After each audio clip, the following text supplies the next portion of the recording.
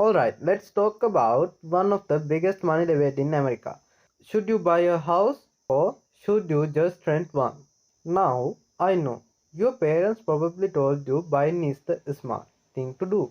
And your friends who rent, they are always saying, why would I buy? It's just money pit.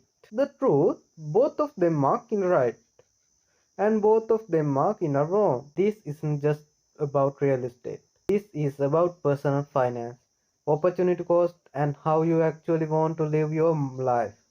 So today I'm gonna break this down in real numbers, plain English, no fluff. We are gonna talk about true cost of buying, the true cost of renting, and which one actually make more sense for you. Alright, so here's what's happened when you buy a house. First, you either pay cash, which, let's be honest, most people aren't doing, or you get a mortgage. You got your month payment, which cover the loans and the interest, but that's just the start.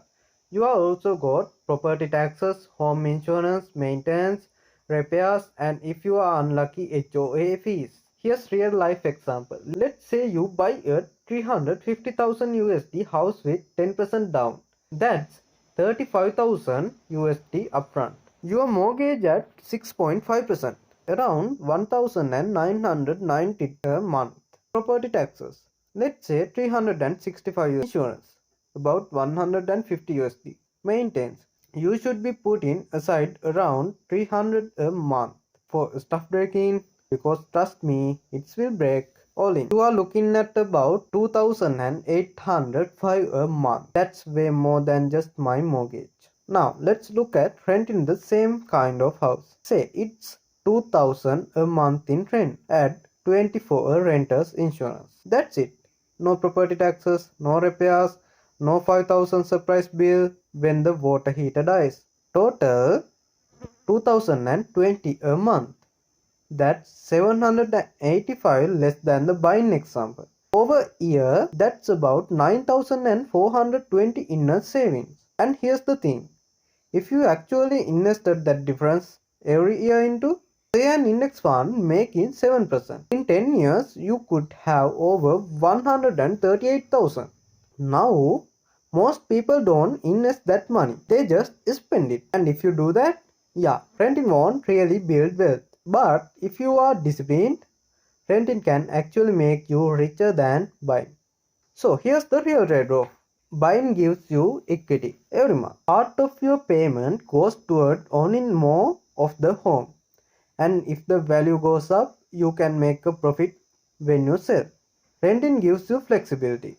You can move whenever your lease is up. You are not tied down. You are not gambling on the housing market. Example time, that 350,000 house. After 10 years, you might have 80,000 in equity. And if the house appreciates 3% a year, it could be worth 470,000. That's about 120,000 gain. But selling cost will eat a chunk of that. Meanwhile, the renter who invested the saving, they might actually end up with more than that appreciation, depending on the market. So yeah, both paths can build wealth. The question is which one fits you better. Here's what the math won't tell you. Owning home, it's feel different, it's yours, you can knock down walls, paint the place neon pink if you want. You don't need permissions, it's stability, it's roots. Renting, you don't fix stuff, you call the landlord, you can live in the cool neighborhood you couldn't afford to buy in, and you can pack up and live without worrying about selling a house in a slow market. Sometimes the best choice isn't the one that makes the most money. It's the one that makes you sleep better at night. So, here's the quick test to figure this out. Ask yourself, number 1, how long are you planning to stay? Less than 3 or 5 years?